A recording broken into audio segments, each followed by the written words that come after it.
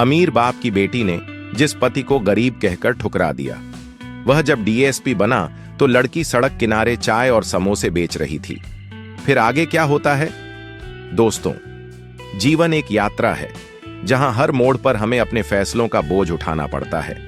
कभी ये फैसले हमें ऊंचाइयों तक ले जाते हैं तो कभी हमें ऐसी गहराइयों में धकेल देते हैं जहां से बाहर निकलना मुश्किल हो जाता है। कहते हैं हर रिश्ता विश्वास, सम्मान और ईमानदारी से चलता है। जो रिश्ता छल और स्वार्थ पर टिका होता है वह कितना भी मजबूत दिखे, एक दिन बिखर ही जाता है। प्यार आंखों की खूबसूरती से नहीं, दिल की सच्चाई से जाना जाता है। जो लोग भावनाओं में बहकर बिना सोचे समझे निर्णय ले लेते हैं वे अक्सर पछताते हैं। जीवन में धोखा किसी को भी मिल सकता है, लेकिन सबसे बड़ी सीख यह है कि हम उससे कैसे उभरते हैं। जो व्यक्ति धैर्य, मेहनत और सच्चाई के रास्ते पर चलता है, समय एक दिन उसे बुलंदियों तक जरूर पहुंचाता है। यह कहानी सिर्फ एक प्रेम कथा नहीं, बल्कि एक गहरी सीख है। यह हमें बताती है कि इंसान अपने कर्मों का ही फल पाता है, आज नहीं तो कल। सूरज की पहली किरण जब धरती को छूती है तो वह सिर्फ उजाला ही नहीं लाती, बल्कि एक नई उम्मीद, एक नया अवसर और सपनों को पूरा करने की नई ऊर्जा भी देती है। अर्जुन राठौड़ भी एक ऐसा ही लड़का था जिसने अपनी मेहनत और लगन से अपनी तकदीर खुद लिखी थी। वह किसी बड़े शहर का नहीं, बल्कि चंद्रपुर गांव का रहने वाला एक साधारण युवक था, लेकिन उसकी सोच और सपने साधारण नहीं थे। अर्जुन बचपन से ही पढ़ाई में अव्वल था। उसकी मेहनत और लगन का ही परिणाम था कि उसने +2 की परीक्षा में पूरे राज्य में टॉप किया। यह खबर आग की तरह फैल गई और पूरे गांव में गर्व की लहर दौड़ गई। गरीब परिवार में जन्म लेने के बावजूद अर्जुन ने यह साबित कर दिया कि सफलता पैसों की मोहताज नहीं होती, बल्कि मेहनत और दृढ़ संकल्प से ही ऊंचाइयां हासिल की जाती हैं। उसके इस शानदार प्रदर्शन के कारण उसे एक प्रतिष्ठित कॉलेज, प्रताप सिंह महाविद्यालय में स्कॉलरशिप पर एडमिशन मिल गया। यह उसके लिए किसी सपने के सच होने जैसा था। गांव से निकलकर शहर में पढ़ाई करने का सपना हर होनहार छात्र देखता है, लेकिन अर्जुन जानता था कि केवल सपने देखने से कुछ नहीं होता, उन्हें पूरा करने के लिए दिन रात मेहनत करनी पड़ती है। कॉलेज में दाखिला लेने के बाद अर्जुन ने खुद को एक नई दुनिया में पाया। यहाँ हर तरफ अमीर घरों के बच्चे थे जो महंगी गाड़ियों से आते, महंगे कपड़े पहनते और महंगे फोन इस्तेमाल करते थे। लेकिन अर्जुन के पास न महंगी गाड़ी थी, न ब्रांडेड कपड़े और न ही स्मार्टफोन। उसके पास था तो सिर्फ ज्ञान, मेहनत और एक मजबूत संकल्प। कॉलेज में 2 महीने भी नहीं हुए थे कि उसकी काबिलियत का डंका पूरे परिसर में बजने लगा। हर कोई उसकी प्रतिभा से प्रभावित था। प्रोफेसर उसे पसंद करने लगे, छात्र उसकी प्रतिभा का लोहा मानने लगे और धीरे धीरे उसकी पहचान बनने लगी।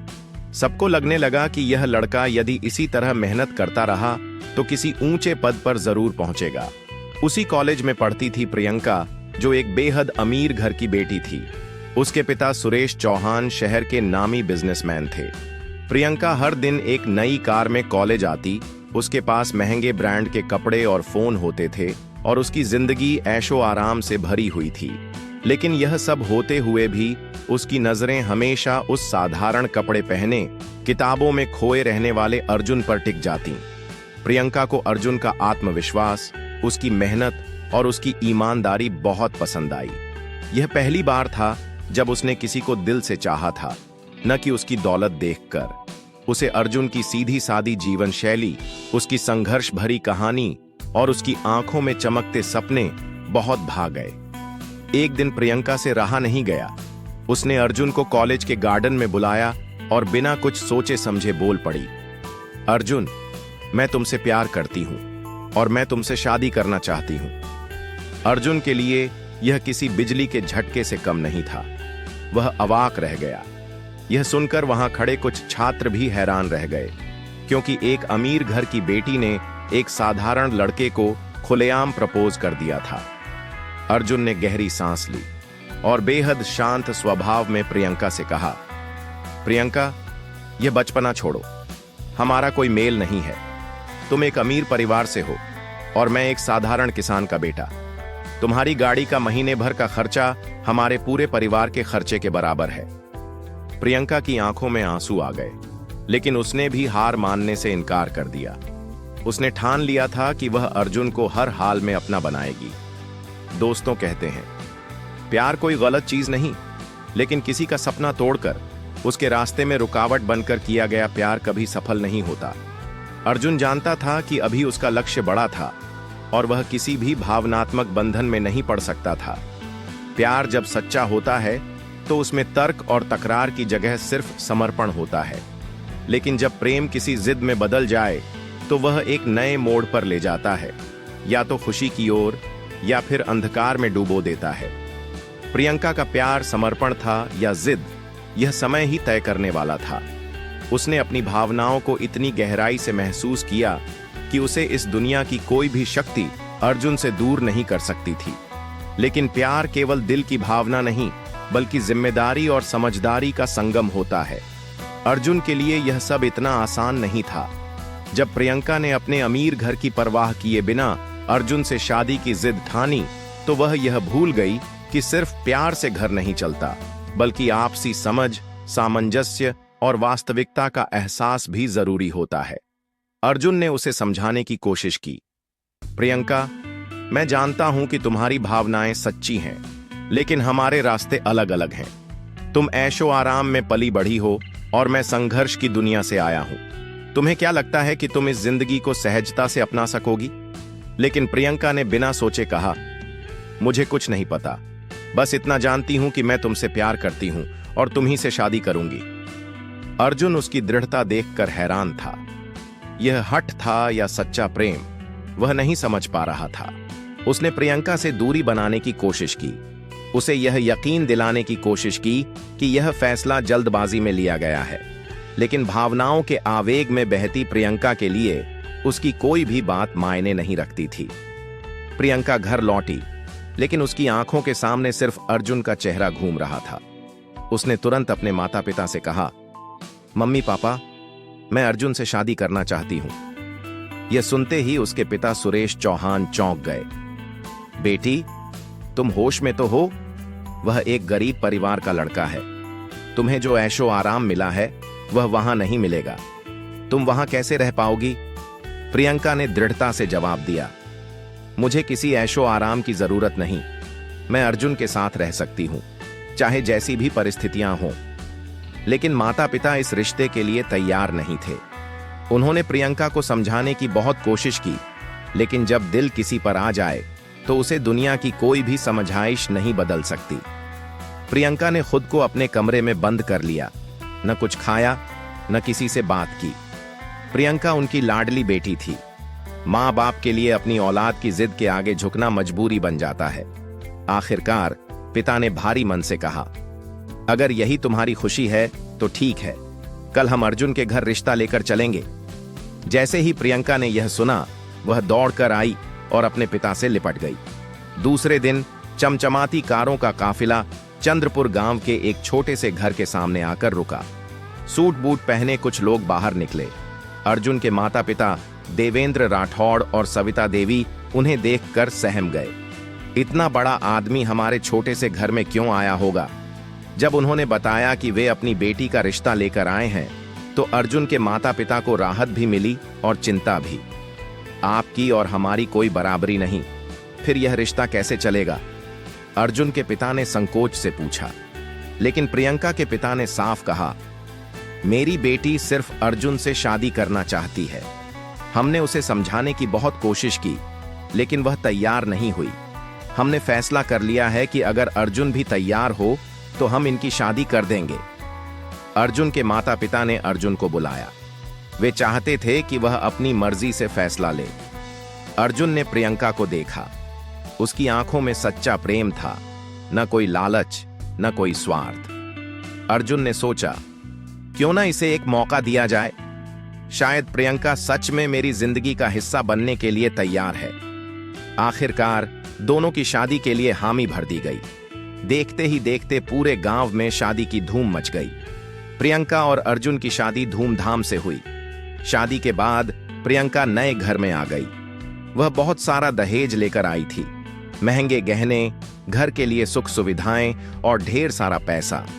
अर्जुन के माता पिता और बहनें प्रियंका को किसी देवी की तरह मानने लगीं। उन्होंने उसे कोई काम नहीं करने दिया। दोस्तों, कहते हैं कि रिश्तों की नींव विश्वास पर टिकी होती है, लेकिन जब छल उसमें जगह बना ले तो वह धीरे धीरे खोखली हो जाती है। अर्जुन और प्रियंका की शादी तो बड़ी धूमधाम से हो गई थी, लेकिन क्या यह रिश्ता उतना ही मजबूत था जितना बाहर से दिखता था? शादी के बाद प्रियंका को अर्जुन के परिवार में किसी तरह की कोई परेशानी नहीं हुई। सविता देवी और उसकी बहनें कविता और नेहा उसे एक रानी की तरह रखती थीं। उसे कभी किसी काम के लिए नहीं कहा जाता। अमीर घर की बेटी है, इतनी चीजें लेकर आई हैं, इसे कोई तकलीफ नहीं होनी चाहिए, यही सोचकर घर के लोग उसका पूरा ख्याल रखते थे। प्रियंका भी इस आरामदायक जीवन का आनंद लेने लगी, लेकिन समय के साथ यह जीवन उसे उबाऊ लगने लगा। शादी के बाद प्रियंका ने अपनी पढ़ाई छोड़ दी थी। अब उसका पूरा दिन सिर्फ आराम करने और फोन पर सोशल मीडिया चलाने में बीतता था। कभी फेसबुक, कभी इंस्टाग्राम, तो कभी व्हाट्सएप पर स्क्रॉलिंग, यही उसका नया शौक बन गया था। उधर अर्जुन की कॉलेज की पढ़ाई पूरी हो गई थी। वह हमेशा से मेहनती और महत्वाकांक्षी था। अब उसे सिविल सर्विसेज की तैयारी करनी थी और इसके लिए उसे शहर जाना था। उसके माता पिता भी उसे पूरा समर्थन देते थे। बेटा, तू जा और मेहनत कर, अच्छी पोस्ट हासिल कर, हम सब तेरे साथ हैं। प्रियंका को भी अर्जुन के जाने से कोई खास फर्क नहीं पड़ा। वह पहले से ही अपनी सोशल मीडिया की दुनिया में खो चुकी थी। इसी दौरान प्रियंका की सोशल मीडिया पर विशाल नाम के लड़के से पहचान हुई। शुरू में तो बस हल्की फुल्की बातें होती थीं, लेकिन धीरे धीरे विशाल ने मीठी मीठी बातें करके प्रियंका का दिल जीतना शुरू कर दिया। तुम बहुत सुंदर हो, इतनी प्यारी लड़की का पति तुम्हारा ध्यान नहीं रखता। काश तुम मेरी होती तो मैं तुम्हें दुनिया की हर खुशी देता। प्रियंका को यह बातें सुनने में बहुत अच्छी लगती। वह भी भावनाओं में बहने लगी। विशाल की बातें उसे अर्जुन से ज्यादा आकर्षित करने लगीं। धीरे धीरे उनकी बातें फोन कॉल्स पर पहुंच गईं। प्रियंका ने विशाल का नंबर अर्जुन के नाम से सेव कर लिया, ताकि अगर कभी कोई फोन देखे तो शक न हो। एक दिन अचानक अर्जुन बिना बताए घर आ गया। मैंने सोचा तुम्हें सरप्राइज दूं, बहुत दिन हो गए मिले हुए। प्रियंका उस समय विशाल से फोन पर बात कर रही थी। जैसे ही उसने अर्जुन को कमरे में आते देखा, वह घबरा गई और झट से फोन काट दिया। अर्जुन को उसकी घबराहट देखकर कुछ अजीब लगा, लेकिन उसने कुछ नहीं कहा। अच्छा हुआ तुम आ गए, मैं नहाकर आती हूं। प्रियंका ने बात को संभालने की कोशिश की और बाथरूम में चली गई, लेकिन अर्जुन अब सतर्क हो चुका था। उसने देखा कि प्रियंका ने फोन तकिए के नीचे छुपा दिया था। जैसे ही प्रियंका बाथरूम में गई, अर्जुन ने धीरे से फोन उठाया और देखा कि एक अनजान नंबर से लगातार कॉल आ रहा था, लेकिन नंबर अर्जुन के नाम से सेव था। अगर यह मेरा नंबर है तो फिर यह कौन कॉल कर रहा है? उसका मन धड़कने लगा। उसने फौरन उस नंबर को अपने फोन में सेव किया और बाद में जांच करने का फैसला किया। दोस्तों कहते हैं, रिश्तों की असली पहचान तब होती है जब विश्वास की कसौटी पर उन्हें परखा जाता है। अर्जुन ने अपने मन की शंका को दबाते हुए प्रियंका को मंदिर ले जाने का फैसला किया। वह चाहता था कि वह कुछ समय अपनी पत्नी के साथ बिताए, जिससे शायद उनकी पुरानी नजदीकियां लौट आएं। प्रियंका ने भी ज्यादा सवाल किए बिना हामी भर दी। दोनों बाइक पर बैठकर शिवपुरी मंदिर पहुंचे। वहां पहुंचकर भगवान की मूर्ति के सामने दोनों ने सिर झुकाया। अर्जुन मन ही मन प्रार्थना कर रहा था, भगवान, अगर मेरी शादी को कोई खतरा है तो सच्चाई मेरे सामने लाना। प्रियंका बस औपचारिकता निभा रही थी, लेकिन उसके हाथों में थमा फोन कुछ और ही कहानी कह रहा था। मंदिर के पास ही एक छोटी सी नदी बह रही थी। उसके किनारे एक सुंदर पार्क बना हुआ था, जहां कुछ कुर्सियां रखी थीं। अर्जुन ने प्रियंका को वहां चलने का इशारा किया। दोनों बैठ गए, लेकिन अर्जुन ने गौर किया कि प्रियंका बार बार अपने फोन की स्क्रीन देख रही थी और उसे छुपाने की कोशिश कर रही थी। अर्जुन ने देखा कि फोन साइलेंट मोड पर था। वह देख सकता था कि लगातार किसी अर्जुन नाम के सेव किए हुए नंबर से कॉल आ रही थी। प्रियंका बार बार फोन को नीचे की ओर घुमा रही थी ताकि अर्जुन को शक न हो। अब अर्जुन को यकीन हो गया था कि कुछ तो गड़बड़ है। अर्जुन ने बिना किसी गुस्से के कहा, प्रियंका, तुम्हें आइसक्रीम खानी है? पास में ही एक आइसक्रीम वाला था। प्रियंका को लगा कि अर्जुन को कुछ शक नहीं हुआ, इसलिए उसने हंसकर कहा, हाँ, मुझे स्ट्रॉबेरी फ्लेवर वाली आइसक्रीम चाहिए। अर्जुन उठकर आइसक्रीम वाले की तरफ बढ़ा, लेकिन बीच रास्ते से ही धीरे से मुड़कर वापस प्रियंका के पीछे खड़ा हो गया। प्रियंका ने जैसे ही अर्जुन को दूर जाते देखा, उसने फौरन फोन निकाला और हड़बड़ाते हुए विशाल को कॉल किया। मेरे पति आ गए हैं, बार बार फोन मत करो, जब टाइम मिलेगा मैं खुद तुम्हें फोन कर लूंगी। अर्जुन के लिए अब कोई शक की गुंजाइश नहीं बची थी। वह ठगा सा खड़ा रह गया। तो यह है मेरी पत्नी की सच्चाई। उसने अपनी भावनाओं को काबू में रखते हुए धीरे से वापस आइसक्रीम वाले के पास गया, 2 आइसक्रीम खरीदी और शांत चेहरे के साथ प्रियंका के पास वापस आकर बैठ गया। प्रियंका ने कोई अंदाजा भी नहीं लगाया कि उसकी चोरी पकड़ी जा चुकी थी। घर लौटने के बाद अर्जुन ने प्रियंका को कमरे में छोड़कर बिना कुछ कहे सीधा बाहर जाकर अपना फोन निकाला और उस अनजान नंबर पर कॉल कर दिया। हेलो, कौन? दूसरी तरफ से आवाज आई। अर्जुन ने सामान्य लहजे में कहा, भाई, तुम्हारा नंबर मेरे पास सेव है, लेकिन मैं नहीं पहचान पा रहा हूं। दूसरी तरफ से जवाब आया, ओह, गलती से नंबर मिला दिया होगा, मैं विशाल बोल रहा हूं। बस अब अर्जुन के पास पूरी सच्चाई सामने थी। प्रियंका के फोन में जो अर्जुन के नाम से सेव नंबर था, वह विशाल का था। अर्जुन धीरे धीरे घर के अंदर गया। प्रियंका अभी भी अपने फोन में व्यस्त थी। प्रियंका, मुझे तुमसे एक जरूरी बात करनी है, अर्जुन ने गंभीर आवाज में कहा। प्रियंका ने चौंक कर उसकी ओर देखा। क्या हुआ अर्जुन? अर्जुन ने गहरी सांस ली और उसके सामने बैठकर कहा, तुम मुझे सच सच बताओ, तुम किससे फोन पर बातें कर रही थी? प्रियंका का चेहरा उतर गया। मैं किसी से नहीं, बस एक दोस्त है, उससे बात कर रही थी। विशाल नाम के दोस्त से? प्रियंका के हाथ से फोन गिरने वाला था। उसकी आंखों में डर साफ दिखने लगा। वह एकदम रौब दिखाते हुए बोली, क्या बकवास कर रहे हो अर्जुन? बकवास? सच जानना बकवास नहीं होता प्रियंका, मैं सब कुछ जान चुका हूं। तुम्हारे फोन में मेरा नाम सेव करके तुम किससे छिपकर बातें कर रही थी? तुम्हें लगा कि मुझे कभी पता नहीं चलेगा? प्रियंका को समझ नहीं आ रहा था कि वह कैसे इस सच को झूठ बना दे। अर्जुन, वो बस एक दोस्त है, मैं कुछ गलत नहीं कर रही थी। झूठ मत बोलो प्रियंका, तुमने मंदिर में क्या कहा था, मुझे सब पता चल चुका है।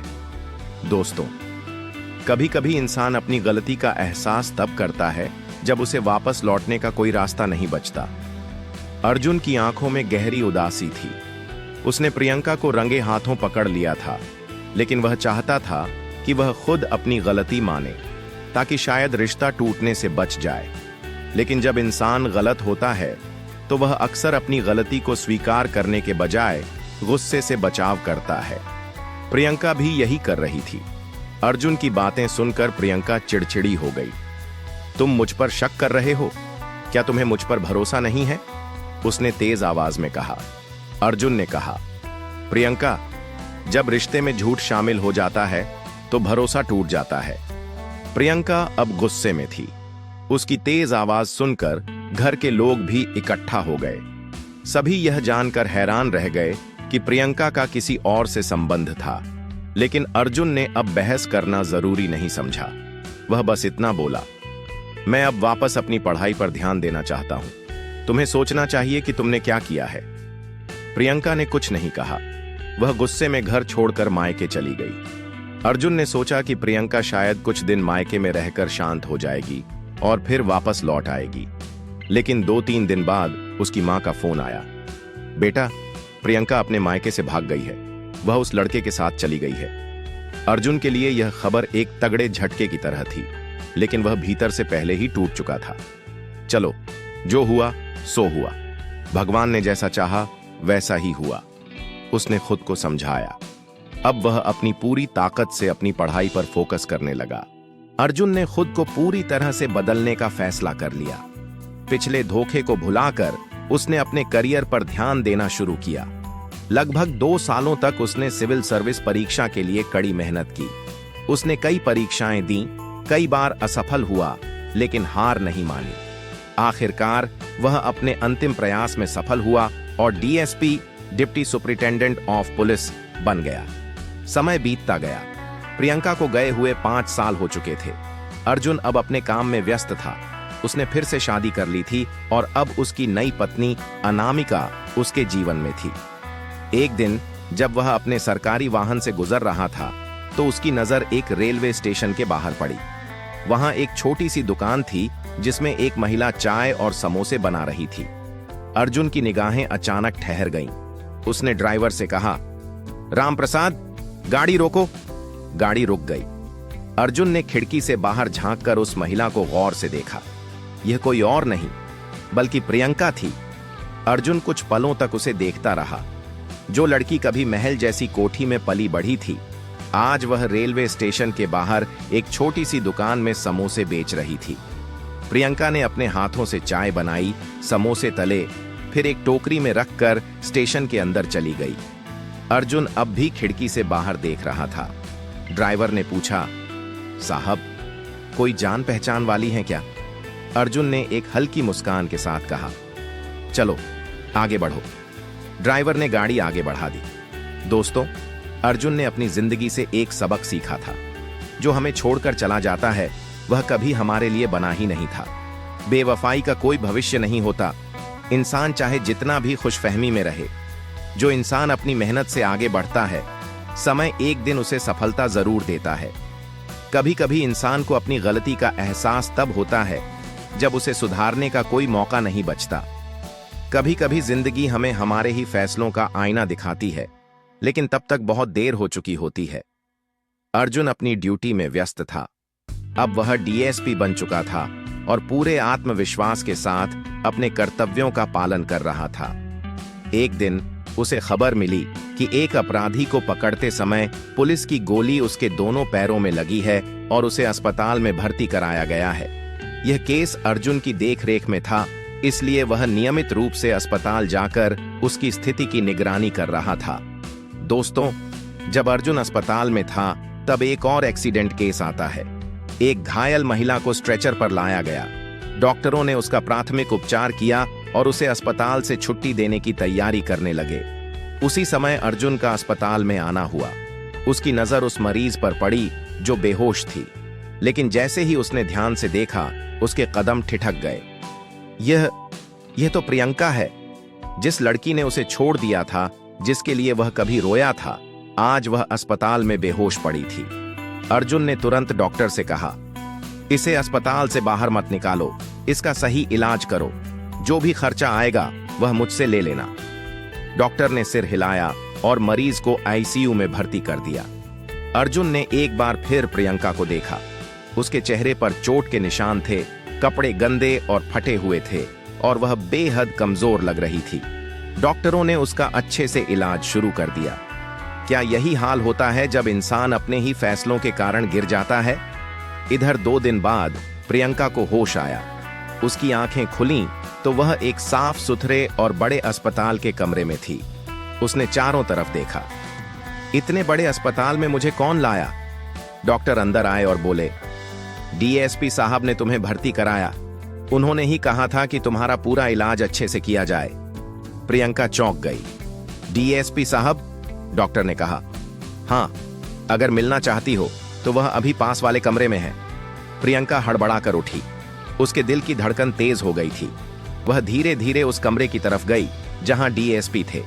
जैसे ही उसने दरवाजा खोला, वहां जो देखा, उसे देखकर उसकी दुनिया हिल गई। कमरे में बिस्तर पर एक आदमी लेटा हुआ था, विशाल, जिसके दोनों पैरों में गोली लगी थी। जो दर्द से कराह रहा था वह और कोई नहीं बल्कि वही लड़का था जिसके साथ प्रियंका घर छोड़कर भाग गई थी। प्रियंका को देखते ही उसका चेहरा पीला पड़ गया। उसने बिना कुछ सोचे विशाल के गाल पर एक जोरदार थप्पड़ जड़ दिया। तूने मेरी जिंदगी बर्बाद कर दी, तूने मुझे धोखा दिया, वह चीख उठी। तभी अचानक पीछे से एक गंभीर आवाज आई, प्रियंका, ये क्या कर रही हो? प्रियंका पीछे मुड़ी। वहां खड़ा था अर्जुन।